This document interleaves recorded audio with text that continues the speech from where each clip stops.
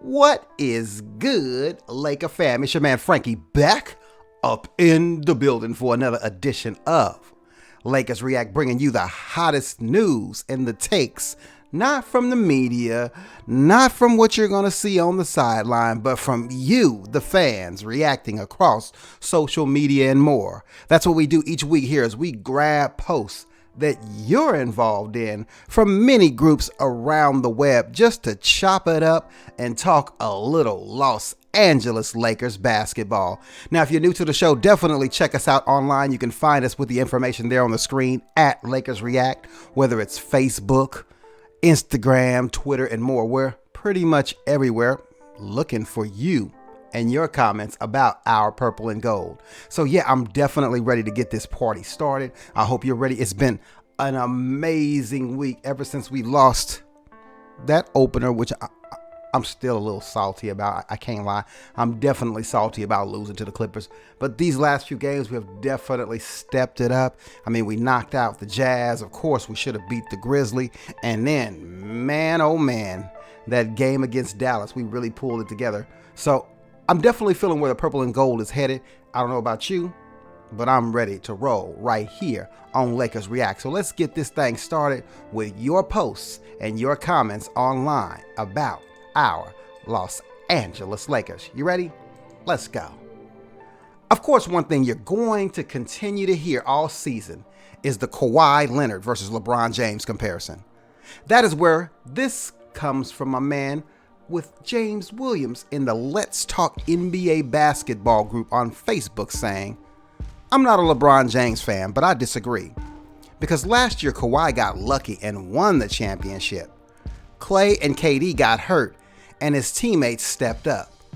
Kawhi's teammates coming off the bench played a big part in the Raptors winning too. Not just Kawhi Leonard. No, Kawhi is not better than LeBron. Now, anytime a post like this comes up, it is going to get comments like this one saying, his bench this year is averaging 65 points per game. That's what makes the Clippers scary.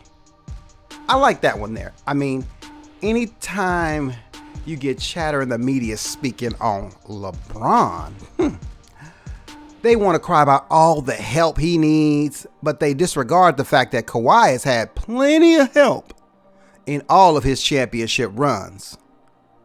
Next, getting in on the conversation, we had RJ in the mix saying, at this point, yes, because LeBron doesn't play defense like that anymore. This one's always a toss-up for me in a basketball league that truly honors more offense than defense. People want to hang their hat on Kawhi's defense, especially in the first game against the Lakers. But it wasn't like he was out there on his own against a team who still needs time to gel, people. I mean, where were the Kawhi and LA Clipper defenders when they lost against Phoenix? Anyway. Oh, I know. They were sitting back saying, wait until Paul George comes back. Anyway, once again, it's early in the season and there's a ton of things every team has to work on. Now, up next, co-signing on RJ's comments, we had TJ join the conversation saying, totally agree. At this point in their careers, definitely. If I'm starting a team today and have a choice to make, I'm taking Kawhi 10 out of 10 times. At this point, yes, because LeBron doesn't play defense like that anymore. All right. Some more there on the defensive abilities of Kawhi Leonard, because we all watch defensive highlight reels, right? Okay.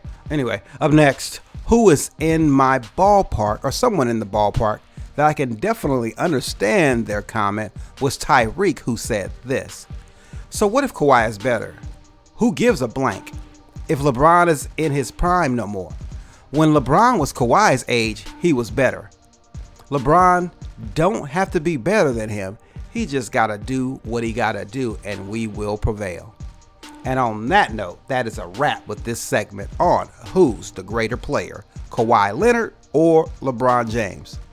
Like my man Tyreek says, it's all about who can help their team win the championship and not the individual accolades. Because in the next 10 years, there will be someone else who the media and players and fans will be justifying as better than Kawhi. So it's just a vicious cycle that we go through as fans. And I guess some just get a kick out of it, arguing for years to come. Now, when it comes to the Los Angeles Clippers, one of the biggest attention hogs on the team is Patrick Beverley. He always plays with a lot of heart, and I get that. People say he has a chip on his shoulder and craves attention now that, you got the big stars on his team. So when he didn't get the attention he thought he should have got after the win against the Lakers, he was definitely in his feelings, expressing what he thought, telling the media to report the truth. Now, of course, the highlights that they showed on TV did show a lot of LeBron dunking and doing his thing in the game. But it's TV. It's all about what sells. Your comments came in regarding this, and I could tell you this. As far as me, I'm not really tripping off of seeing a bunch of Pat Beverly defensive highlights. That's not really what I want to see. But anyway, first, we had Ramsey commenting with this to say, exactly. They'll show when he dunked the ball wide open on Lou, but not when Kawhi scored 11 points straight and the so-called GOAT wouldn't guard him. Now, those are some strong words. And co-signing on not feeling LeBron. Up next, we had a comment that said, it's been like that since the beginning of the LeBron era. They want to make something he's not, or make him something he's not. He's an overhyped version of Karl Malone. Okay. Of course, everybody wasn't on board with the LeBron hate. Somebody who was not feeling Patrick Beverley was Chris, who said, Patrick Beverley is a clown. He needs to shut the, well, you know what, up already. We get it. You work hard. We don't need to know you're a nobody. Quit trying to force your way into being somebody. Lakers in 6. Oh, wow. Okay. Now that one did make me chuckle. And Jack got in on the conversation with some real talk about what sells in the media, saying, this is true, but the Clipper highlights weren't amazing, just effective basketball. Lakers highlights seemed more flashy. Example, LeBron's chase down block compared to Kawhi literally walking in with a little jump hook, which is impressive in an efficient way, but not a Sports Center top 10. Yeah, I feel you there. Now, finally, some more real talk beyond the hype of one game on opening night. This comment came in saying, if you want respect, get out there and get it. Go win the championship, Patrick Beverley. It's the first game in a long season, and King James will always be more popular than Kawhi because of all the good things he does off the court. Church. All right, so in the end, we all know the Battle of LA is what the NBA is trying to hang its hat on this season, but none of that drama matters unless you bring home the NBA championship.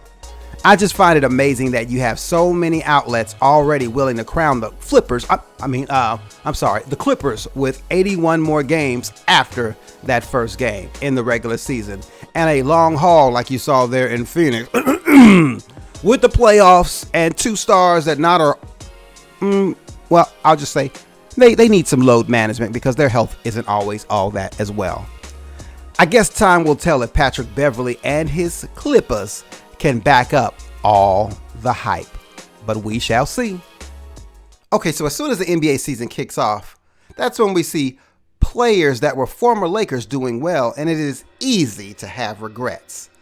That is where our next comment brought up some strong criticisms regarding Brandon Ingram playing for the Pelicans. When the Pelicans faced off against the Nuggets, Ingram had a strong performance, and there were some fans wishing we would have kept Ingram and sent Kuzma in his place. For example, in this discussion in Laker Gang, a comment was made from Kobe that got a ton of attention saying, Brandon Ingram had 25 points and they won today. LOL, Lakers made a big mistake and should have traded Kuzma instead. Looks like he's going to sleep there, or maybe he's bored with Kuzma.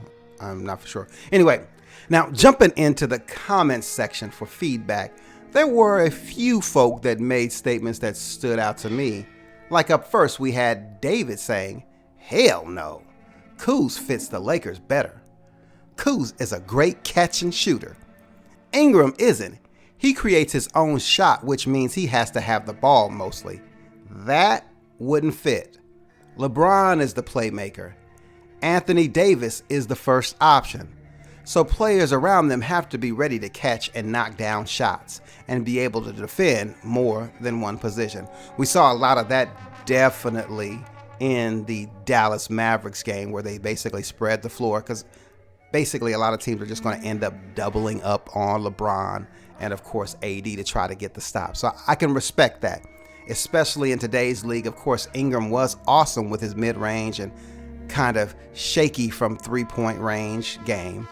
Needless to say, he definitely needed the ball in order for him to be efficient on most nights. Okay, up next, getting into the conversation, we had Randall commenting, no, it means we should have drafted Jahlil Okafor instead of D'Angelo Russell since he had 26 against superior competition. Of course, with Jahlil Okafor being terrible in the league, I'm assuming that Randall was being a little sarcastic here. Unfortunately, when you're dealing with players that are young, it is tough to tell their ceiling. And in a town like Los Angeles, fans want results quick. So it makes it easy for management to give up on younger pieces for what they feel would be an instant success. Moving on, next we had Polito commenting saying, shut up already. Go be a Pelican fan and learn how to write and comprehend. Should have traded stupid. Man, now those were some harsh words right there, Polito. But anyway, continue on. Checking out that comment, I'm pretty sure Polito is in favor of the Anthony Davis trade. Up next, we had Ben getting in on the conversation, definitely being pro Anthony Davis, saying AD is the second player in his history to put up 40 points and 20 rebounds in one game. I think it says reminds on the screen, but I'm sure he's saying 20 rebounds or maybe just 40 and 20. I don't know. Anyway, while Brandon Ingram is trying to find his game, AD's sick has already rose. Oh, I think he's saying AD's stock, man. This one's a tough one to read, but I got you, bro. AD's stock has already rose. We are in a win now time in sports. 6 years of misery, and now we have a strong chance to win. You smoking. Even with how much teams spread the floor out now, we still wouldn't win with Ingram. I mean, that's a solid comment right there. I mean, it's kind of hard to disagree on that one. Well, check this out. I don't know about you, but I'm definitely with the win now mentality. You know how it is in La La Land. It's championship or bust, baby. Up next, my man Cairo jumped in on the conversation with this comment saying, interaction can't shine, or Ingram can't shine under the limelight. As much as the Lakers wanted to retain him, getting a player like AD in returns is a no-brainer. If they didn't put a no-trade clause on KCP's contract, they could have kept at least Josh Hart. Yeah, that would have been a nice piece. Josh had that dog in him. Now, like most guys who have played in the NBA, they'll confess, when a player like Anthony Davis comes along in his prime, you move heaven and earth to get a player like that. Now, getting in on the conversation, up next we had Will saying, LOL, Ingram can't stand pressure. LA is too big for him. He's good at NOLA, but he's a fragile kid. Kuzma is a better shooter, better defender, and he's faster. Kuzma will accept his role as a third man or off the bench. So another comment there just pointing to not only fit on the court, but fit personality-wise.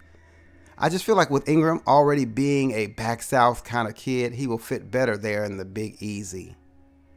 Up next, we had Ant with some harsh comments on this post saying, did you idiots not watch last year? Ingram would be useless on this year's Lakers. He needs to be featured to succeed. He can't play off LeBron nearly as well as Kuz, and he can't catch and shoot. Glad he's doing well, but he would never put these numbers up on the Lakers. Plus, you haven't even seen Kuz play this year. It's a stupid call to make. With Kuzma's return, I think we do have to give that time. I mean, he did his thing against Dallas. Once again, Ingram has looked great in some early NBA games, and I'm pretty sure Kuzma will as well.